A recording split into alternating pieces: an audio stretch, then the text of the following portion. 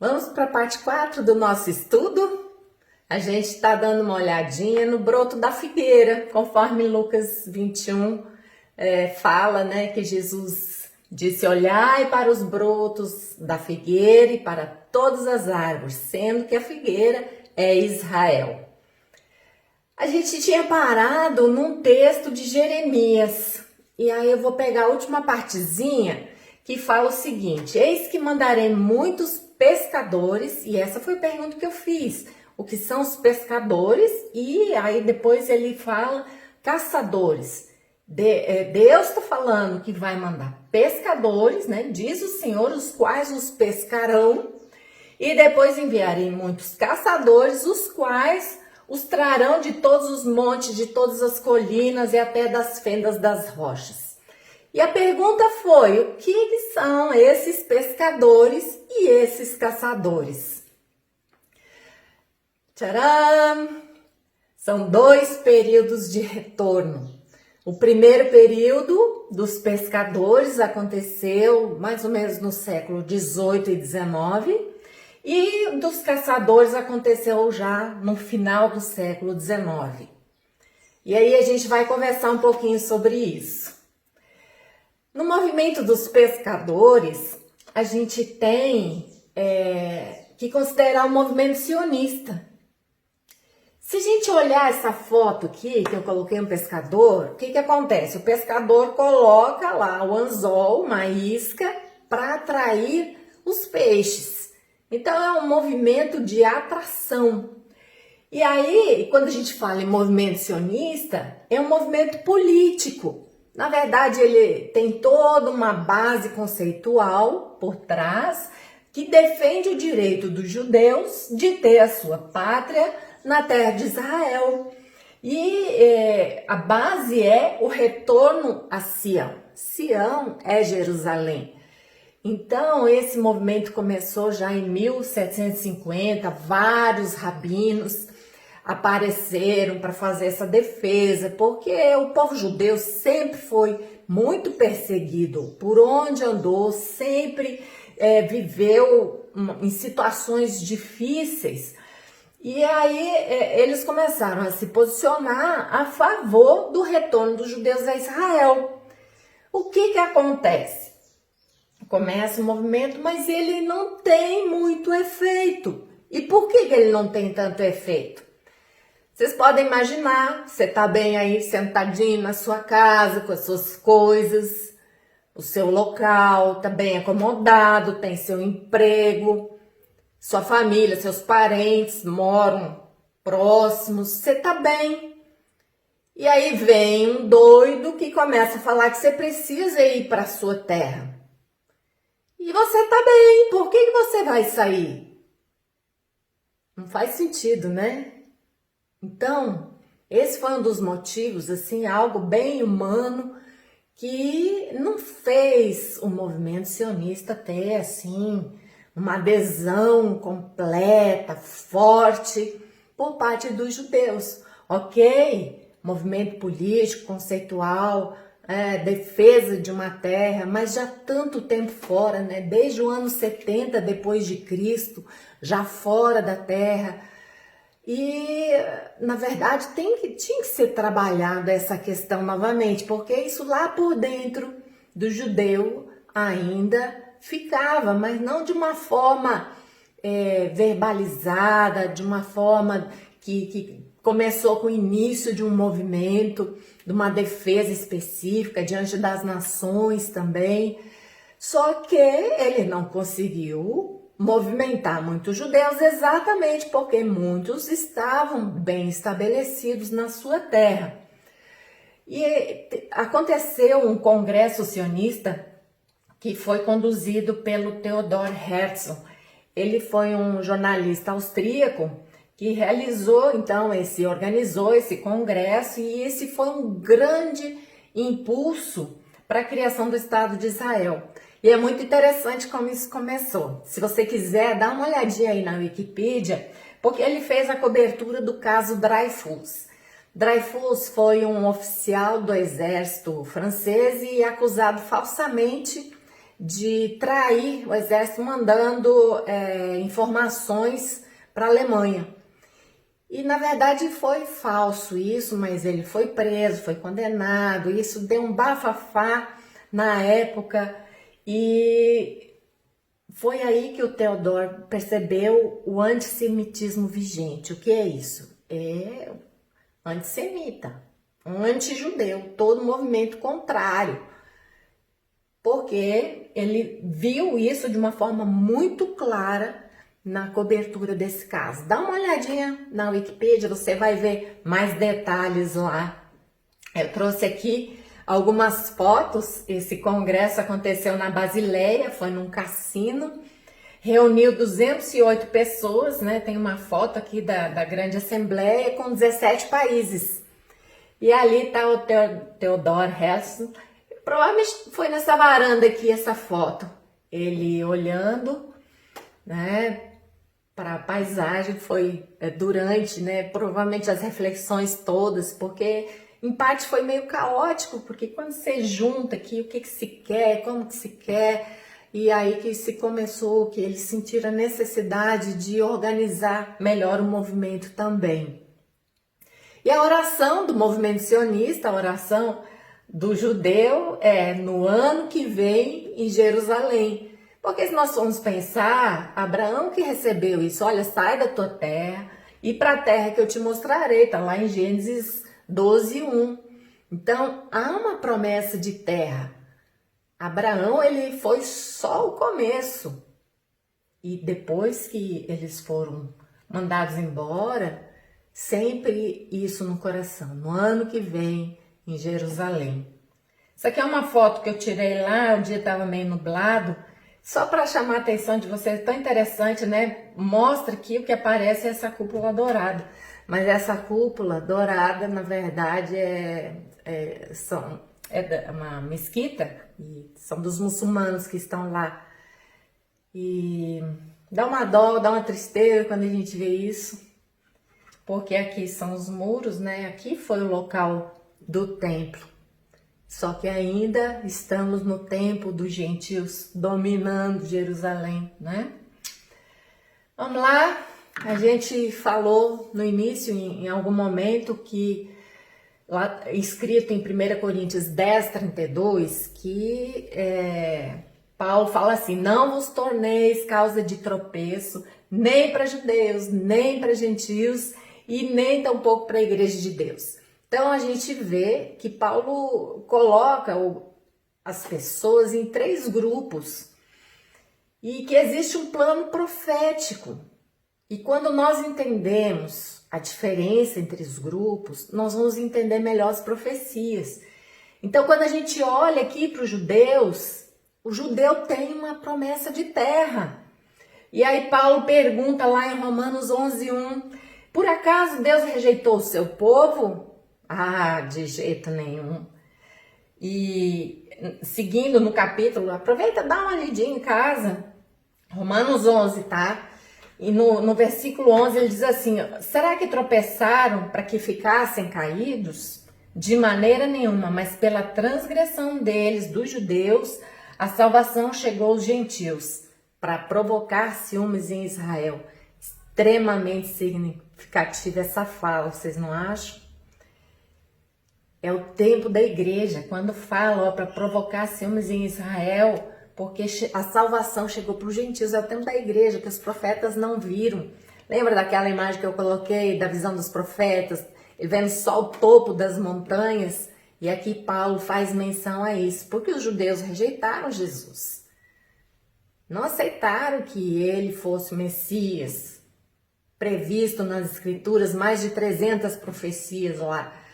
Mas ele diz assim, ó, o que aconteceu? Os gentios foram incluídos, e isso para provocar ciúmes em Israel. Tem um salmo, o 126:4, que diz: traze-nos outra vez, ó Senhor, do cativeiro, como as torrentes do Neguebe. Esse aqui é uma foto de um vídeo que tem, você pode procurar aí na internet, bota lá, torrentes do Neguebe. É muito lindo, é 2 minutos, um pouquinho, é bem rápido. Quando chove nas montanhas, vai juntando a água e quando chega na planície, a água vem como uma onda assim, mas ela se transforma numa torrente.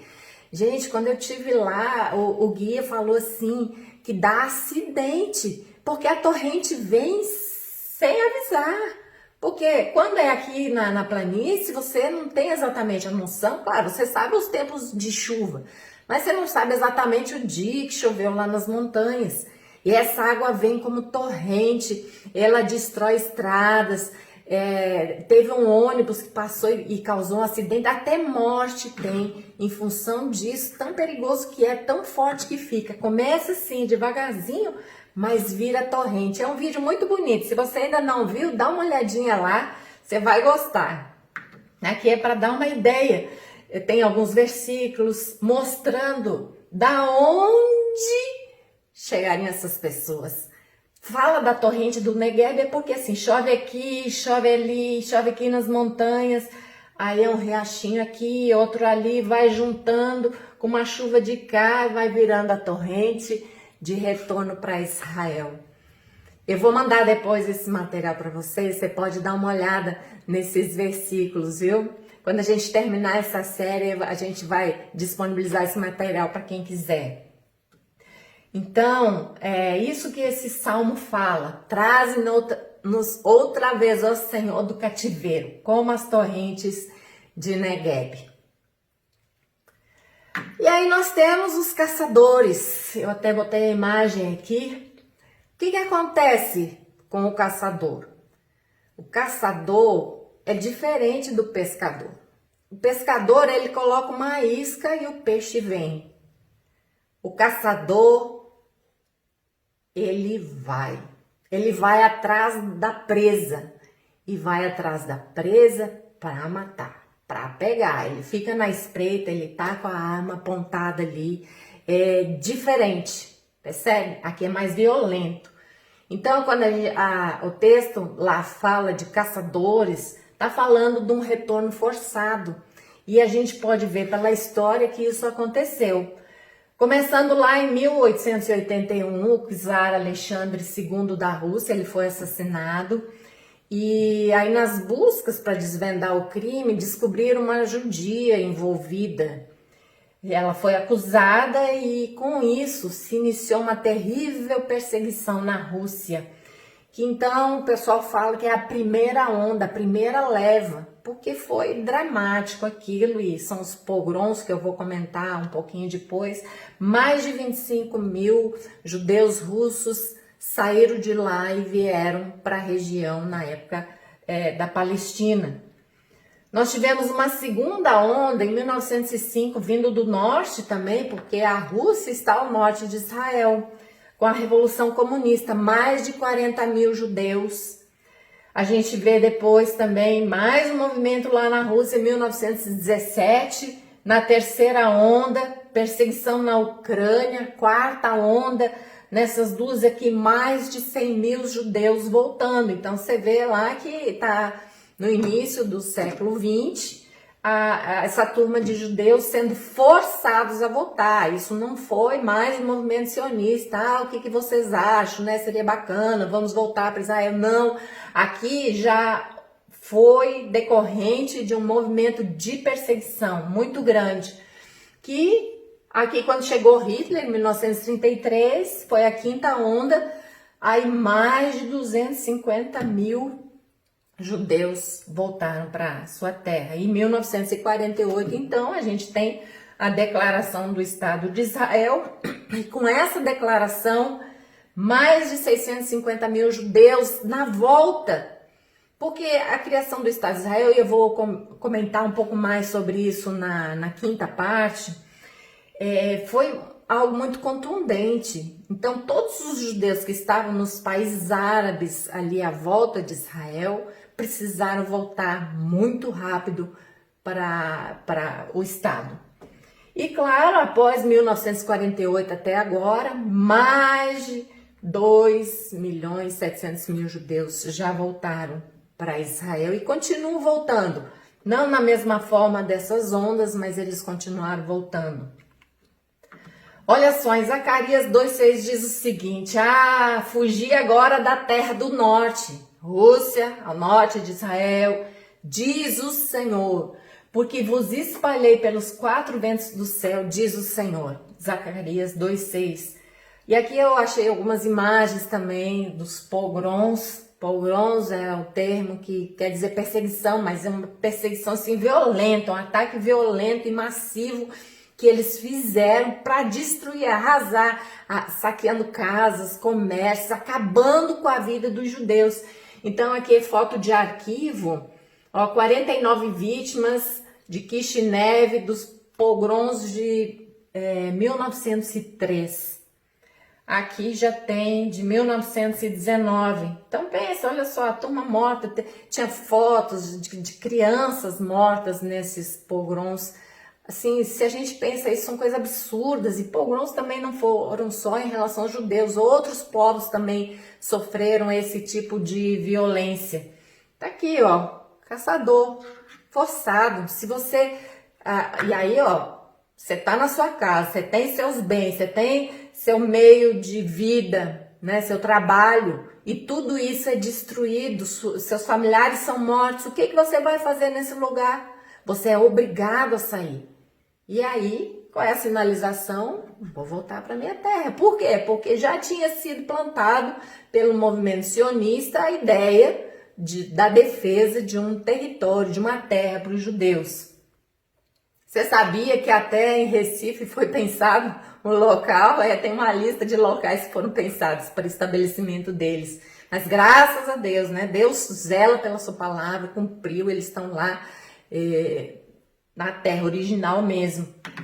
E aqui nós temos então, como se fosse dor de parto, na Segunda Guerra Mundial, genocídio de mais de 6 milhões de judeus. Foi algo absurdo.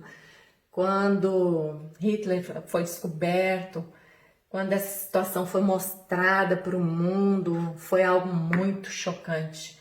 Tanto que é um movimento, né, de o Holocausto nunca mais, um medo de que o Holocausto seja esquecido, porque tem gente, não sei se vocês já ouviram, mas tem gente que diz que, olha, o Holocausto é bobagem, nunca aconteceu. Gente, eu não tive coragem de ir para o Museu do Holocausto, eu acho que deve ser, assim, uma experiência muito chocante. Mas está muito claro na memória dos judeus. Lá na África do Sul também tem um museu que fala desse genocídio, né? Fala um pouco do povo judeu. Então foi algo muito marcante. E olha só que interessante, 14 de maio de 1948, então, é fundado o moderno Estado de Israel. E a profecia de Isaías 66:8, com mais de 2.600 anos, diz o seguinte: quem jamais ouviu tal coisa? Quem viu coisas semelhantes? Poder-se-ia fazer nascer uma terra num só dia? Nasceria uma nação de uma só vez? Mas logo que Sião esteve de parto, deu à luz os seus filhos. De fato, se nós pensarmos, o Holocausto foi a maior dor de parto.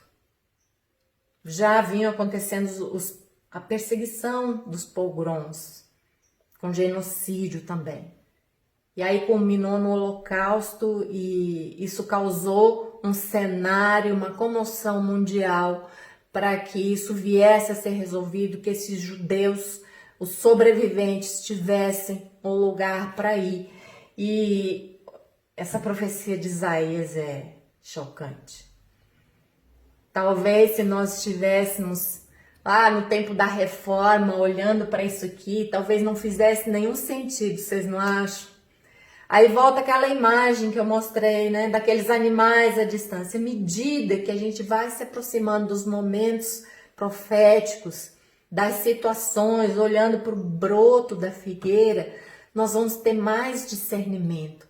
Então, uma coisa é você interpretar as profecias bíblicas, né? Uma coisa foi lá em 1500 e pouco, no tempo da reforma, ou posterior ainda. Outra coisa é a gente olhar para isso aqui já como uma profecia realizada. É extraordinário, não é? Deus é o Deus da história. Amém! Aí eu vou trazer mais algumas profecias aqui para vocês. Algumas coisas que estavam escritas e que talvez a gente não tivesse muita noção, e uma delas aqui é a ressurreição do idioma hebraico. Eles falavam, né, os judeus praticamente assim, se a gente for falar, são bilíngues, falavam Yiddish, que é uma língua deles, como é que a gente chama? Um dialeto usado, mas não era o hebraico ainda. E Eliezer Ben Yehuda, foi o linguista que construiu a língua hebraica no século XIX, criando, inclusive, palavras, né, a partir do conhecimento dele, palavras modernas. E hoje é o hebraico que é falado. E Isaías 19:18 diz: naquele tempo haverá 5 cidades na terra do Egito que falarão a língua de Canaã. E quando aí eu fui olhar, né, por que fala do Egito aqui, eu dei uma olhadinha em Isaías 19, e aí lá são profecias a respeito do Egito, e eu só tô fazendo parênteses aqui, nessa última ida para lá, isso aqui a gente estava indo para Mênfis, e o guia falando dos canais que eles... o governo estava fazendo um movimento de abrir os canais de novo, por quê? Porque na volta desses canais tem muita plantação. Inclusive, fica a dica aí, ó, se um dia você for para o Egito, não tome água de lá, não coma nada que possa ter sido lavado, verdura, frutas, porque você pode correr o risco de ter uma noite de rei no trono, né? Um dia de rainha sentado no trono, isso não é muito aconselhável. Então, a nossa dica é você ficar longe daquilo que possa estar com água. Porque se você olhar aqui, olha só esses canais, gente, é lixo por todo lado. E aí Isaías 19:6 diz o seguinte, ó: também os rios exalarão mau cheiro e se esgotarão e secarão os canais do Egito. Impressionante, o guia tinha falado disso e eu não tinha achado o texto ainda, mas lendo aqui a profecia sobre a língua de Canaã, olhando o capítulo, apareceu isso aqui. Eu disse, não, tem que fazer um parênteses aqui para mostrar para vocês que essas profecias são para hoje. Vamos lá, mais uma profecia. A compra da própria terra. Isso começando em 1882, porque lembra do pogrom, do início disso lá na Rússia, a partir da morte do czar, da suspeita da judia, né, o massacre massivo que fizeram lá, fez com que essas pessoas voltassem e comprassem as suas terras na Palestina. Isso foi até 1940, porque a partir dessa data, o mandato britânico, nós vamos falar mais um pouquinho disso na próxima parte, ele restringiu muito a compra de terra por judeus. Então vamos olhar lá, ó, Jeremias 32, 43 a 44. E comprar-se-ão campos nesta terra, da qual vós dizeis, está desolada, sem homens, sem animais, está entregue na mão dos caldeus. Comprarão campos por dinheiro e assinarão as escrituras, e as selarão e farão que confirmem testemunhas. Na terra de Benjamim, nos contornos de Jerusalém, na cidade de Judá, nas montanhas, nas planícies, no sul, porque farei voltar do seu cativeiro, diz o Senhor. Olha que extraordinário. Você sabia disso? A gente vai descobrindo quando a gente começa a estudar. Por isso, pega a sua Bíblia, amado. Pega a Bíblia e começa a destrinchar o que está lá, descobrir essas maravilhas da profecia. A profecia é para aumentar a nossa fé no Senhor. Quando a gente olha para trás e vê essas profecias cumpridas, uau, as próximas também vão se cumprir. Vamos lá, mais uma, ó, reconstrução da cidade do Antigo Testamento. Está lá em Amós 9, 14 a 11. Mudarei a sorte do meu povo de Israel, eles reedificarão as cidades destruídas e nelas habitarão. E segue ainda falando, plantarão vinhas e beberão do seu vinho, farão pomares e comerão dos seus frutos. Você sabia que Israel exporta frutas para a Europa? Gente, quando a gente vai andando pelas estradas, né, para os destinos de visitação, a gente vê muita plantação, plasticultura. Teve uma vez que a gente foi, que estavam as máquinas podando as árvores né, de uma forma assim bem radical. Para quê? Para dar fruto, né? E os frutos são lindos e saborosíssimos, gente. Vocês não têm noção. A romã deles é algo assim enorme.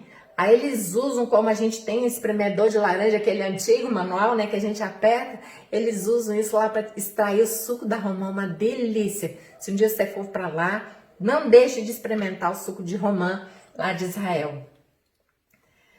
Então, mais uma profecia, deserto florescerá.